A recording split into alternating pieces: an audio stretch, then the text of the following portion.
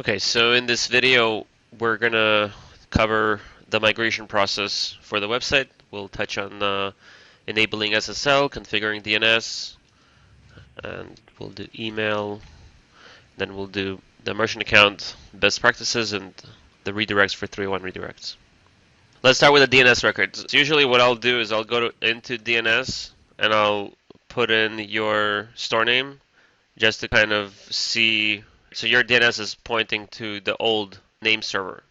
So we've created the DNS records for you, but the store is actually not live yet. Like once you switch it over, then these DNS records will go into place.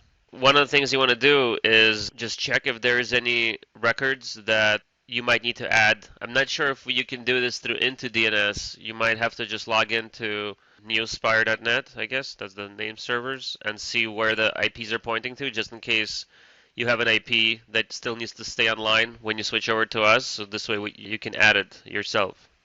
And this is done through here. Now the other thing I'm noticing is that your email is also being powered by them on this IP address. Right. So once you switch over, we're going to start powering your emails. So there's two options. Either you could go to your own DNS records and set up your old MX records so they can still continue powering your emails. If you don't want that and you want us to power your emails, you have to make sure that when you go to the back office emails, make sure you added all the emails that need to be there. I see you did. Is this the only 3 emails that you use? Yeah, we just got some test ones in there right now.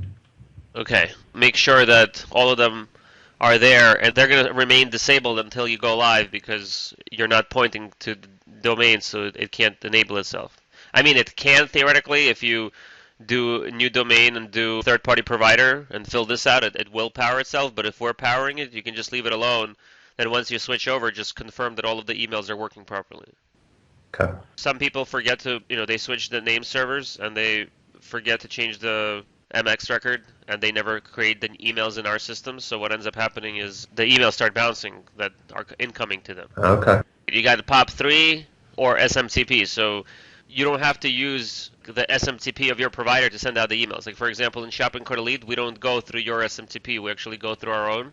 So in other words, you can still send out emails from your email, but when somebody replies back, it's going to bounce because it's not going to land back on the server where we download them from. Okay. So just make sure you configure the emails and make sure they're all created. Then once you go live, make sure you test it and don't leave it alone until you confirm that it works. Okay. There's a test connection here, so you can email back and forth and kind of go from there. That's as far as email and DNS. So DNS, like I said earlier, just make sure that all the IPs that you need to have are there, and any IPs that we need to have on the Shopping Cart Elite end are going to automatically be pre-filled for you in the back office. Okay, so the DNS record, the number that I need to put into that Neospire account? No, you don't put anything on Neospire. You only have to go there to look at the DNS records. I'll give you an example. Let's take Shopping Cart Elite, for example, right? Okay. Let's say that I'm going to switch to a different provider, right? Okay. But you see videos is actually going to app.wistia.com. Okay. So if I switch from Cloudflare to somewhere else and I don't put videos, if I go to videos.shoppingcartelite.com, it's going to stop working. Okay. So bottom line is that some subdomains are leaving your site. It's not for your site. It's like some external provider, or maybe it's like a backend that you need to. I mean, I don't know if this applies to you, but I've had customers where it did apply, and you needed to preserve that subdomain. Usually, what you do is you go to whoever you're powering your DNS right now, and just look at the records there. And if all the records that are there are just pointing to your old provider, and you don't care about them, then just leave it alone. But if you do care about someone because you still need it, then you just put it into the new DNS. Okay. Now, one of the things I do, and we're probably going to end up doing it for all the clients, but you could do that for yourself, the Spf Records. So this is for email deliverability. What this says is any server can send out emails on behalf of Shopping Cart Elite. This is probably not a very good thing to do, but I just did it because I do a lot of email marketing, and we use different providers, and I just don't have time to go and catch up with all of them. Mm-hmm. But in this case, I put down that anything coming from GoHSphere or anything coming from shoppingcartelite.com or shoppingcartelite.net are okay to use my domain name. And the way that works is each email, when it gets to the email server of the recipient, that email server usually asks if this IP address is authorized to use this domain name. So is GoSphere authorized to use shoppingcurly.com? So they'll go to the DNS records and they'll try to read all of these. Okay. Nobody really does this. I mean, I just started doing it recently, but this would be a good tip for email deliverability. And then you can check, usually what you do is you go to mailtester.com and send an email from Shopping Curly's back office onto this email address, and then say, test the score, and just make sure they don't mark you down that you have bad SPF records. Okay. SSL, for whatever reason, if it doesn't work, usually you'll know once you have your website live and you click on member login or you try to check out. Mm-hmm. If it says something like this at checkout, then you're fine. Well, if it works. If it doesn't work, obviously there's a problem. If it redirects you to this address, for whatever reason, secure PC SSL, which will work with SSL and it will look fine, but as you can see, it's not on your domain, it's a subdomain. Okay. So this means that your SSL is not working properly and you just need to contact us, but this piece is going to be fully automated for future clients. But in your case, just make sure that the main SSL works once you go live. Merchant account, you are correct if you use, well, it depends. When you generate a merchant account and you key for it, usually I preserve it in case I need to reuse it, so I don't have to regenerate it. But most people do not preserve it, so they just have to regenerate a new one when they need a new one. And you are correct that if you regenerate the key, in most cases, in most gateways, I know Authorize.net is specifically because I've had a problem with them once, within 24 hours and sometimes immediately, the old key stops working. So the idea here is if you need both sites to work, you just make sure put the new key on both websites instead of just one, and then you'll be fine. If you don't care about the old website, then just make sure that it's done 24 hours before. I mean, I would just put both keys on both sides for now, because this way you can do a test transaction on the demo URL and your regular site will not stop working, and this way you don't have to rush through it and make sure that the credit card transactions are working properly on the Shopping Cart leads end. Okay. Now, I'm not familiar with it, but can you also go get that key off of the old site used on the new site? In most cases it's encrypted, so probably not, unless your old provider does not encrypt it and you can just copy and paste it, then yes, you can. The idea would be you make a new key and then you go to your old site, put it in, and then check to make sure the old site still works. Like make sure you can process an order on the old site. Mm-hmm. And if it does, then you go on the new site and make sure that it works there and you'll be fine. Okay. And finally, the redirects. So the redirects, I'm going to attempt to do it now with you. We'll see what happens. I'm in your Google Webmaster Tools. First of all, usually this is what I do. I go to Google and I will check to see how many pages do they actually have indexed for you. So, for store.com.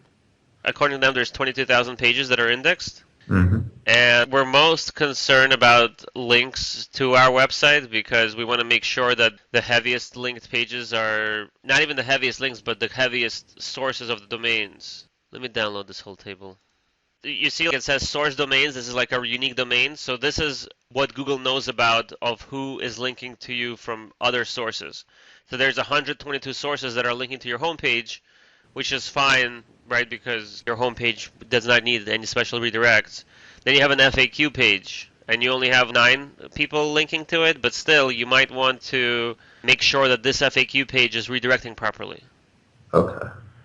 I mean, there's only 100 of them, so these are sort of like the most important ones. Mm-hmm. For instance, like one of these down here where it says like category search results, category JM, that needs to go in and cross-reference into our bridesmaid's dress. Yeah. So this would be the idea, the way you would make it work. So you'd go here. Let me just add all of these. So I'm going to say I want to do =, A3 and B3. So I combine a domain name with a link, so it's all together. Right. Then I'll just copy this whole thing and I'll just paste it in here.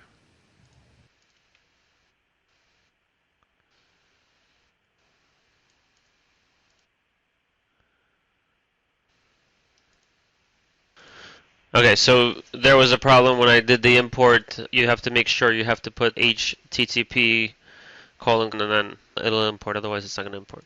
Alright, so here's all of the pages that Google knows about that's linking to you. First of all, one of the things you can do is you can ask to do. There was a problem with the question mark, but these work. So we just say, map the checked ones. So this is what each one is. It looks like this is a product, right? Right. Those are all products. Do you have that product on your website or not right now? That 1516 ALF, that won't be there. So if you double click on it, it kind of shows you the closest ones it found. Okay. If you want to just select them and redirect it, or you could create an article and map it to an article. So make an article out of it instead of a product page and just say, okay, we don't have it anymore, but you might want to check out these different dresses. If you need a custom URL, you can just put the custom URL here and then say that you want to go.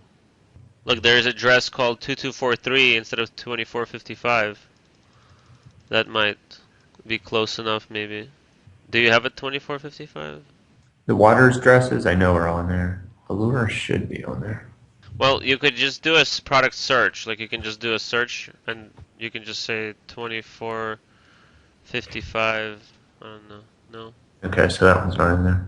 But let's assume that if it was, then you would just, whichever one that is, Right.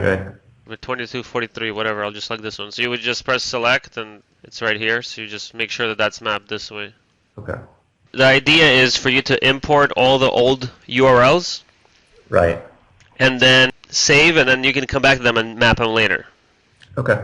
So by default, they will all be mapped to the home page. Which is at least a lot better than saying it's not available.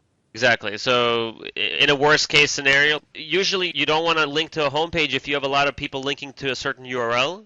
Okay. But in most cases, Google is smart enough today to just find the new URLs once all your other pages go to the home page. It's on a case-by-case basis. If you were really depending on your organic traffic to do business, and you know that certain pages drive business to you, if you have Google Analytics would show you that you have X amount of customers coming from certain pages and they do business on those pages. Okay.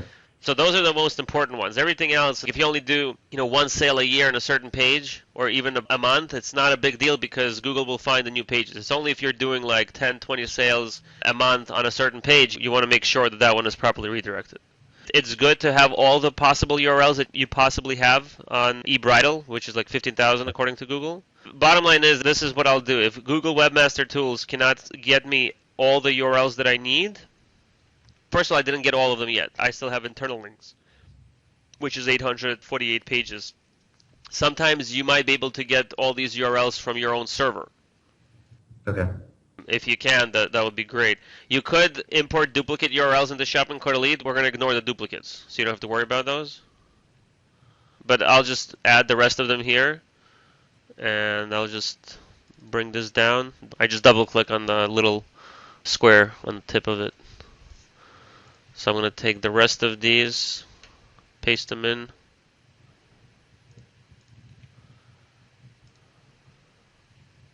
So see that there was a bunch of duplicates, so now there's only 511 unique values.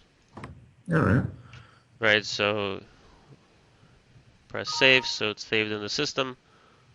Alright, but I still need to get the other 15,000.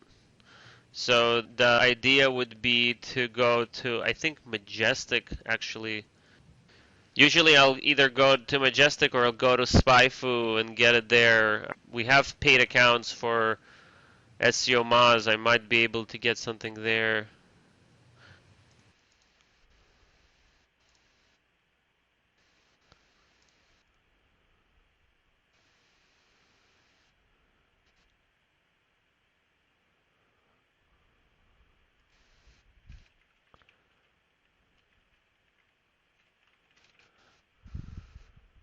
So what I'll do is I'll put your domain in here. I'll let you know if it finds other URLs and I'll give it to you. But ideally you would go to either Majestic SEO or spyfood.com. I'll see if SEO Moz is handling it and ping them for unique URLs that you have because they might have more that Google doesn't know about. Well, Google knows about it, but they're not showing us everything in Webmaster Tools. Okay. So there's third-party tools that we could just do and that's it. So it's like Google ranking. SEMs might not be a bad thing because they're going to show us what you're ranked for, so we'll make sure that those pages definitely get redirected. You're right. Because, that's really, the important one. Select your competitor. This is optional. I don't want to select the competitors. Connect your Google Analytics. Speaking of, Google Analytics might have some of your URLs as well. All right. Define branded keywords. I don't know. What keywords do you know that? Wedding dress, bridesmaid's dress, flower girl dress, bridesmaids.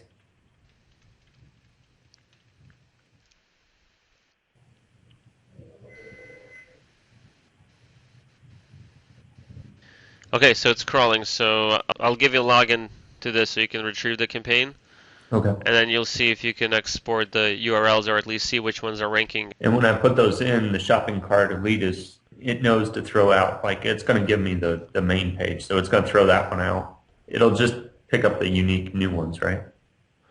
Yeah, if you keep putting in all the URLs, it's not going to save the duplicate, it's going to ignore it. We do have a way, if you have some complex rules for redirects, if we just cannot do something on this redirect, we can go on the DNS level through Cloudflare and do it that way, if you need to. Okay. But that pretty much sums it up. Once you've achieved all those migration-wise, technical side, that's pretty much it.